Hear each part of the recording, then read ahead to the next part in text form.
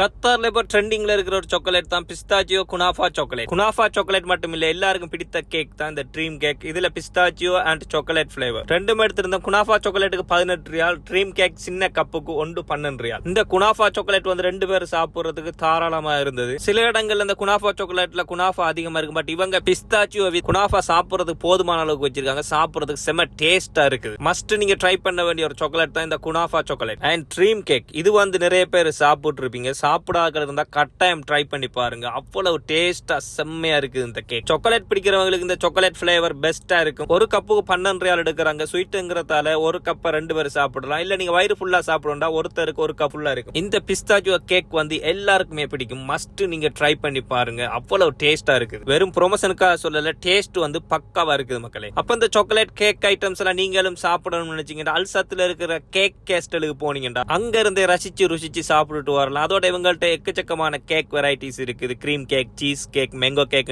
எல்லா வகையான கேக்கும் இருக்குது இவங்கள்ட்ட. அதோட உங்களோட வெட்டிங், அனிவர்சரி, பர்த்டே செலிப்ரேட் பண்றதுக்கு ஏற்ற மாதிரி ஒரு இடமும் செட் பண்ணி வச்சிருக்காங்க. எந்த வகையான கேக்கா இருந்தாலும் எப்படி உங்களுக்கு தேவையோ நீங்க ஜஸ்ட் ஒரு கோலை போட்டு ஆர்டர் போட்டீங்கன்னா அவங்க அதுக்கு ஏற்ற மாதிரி ரெடி பண்ணி வைப்பாங்க. அப்போ இந்த கேக் கேஸ்டுல்ற லொகேஷனையும் கான்டாக்ட் நம்பரையும் கமெண்ட்லையும் டிஸ்கிரிப்ஷன்லையும் கொடுத்துடுறேன். தேவையான ஆட்கள் எடுத்து நீங்களும் என்ஜாய் பண்ணிக்கோங்க.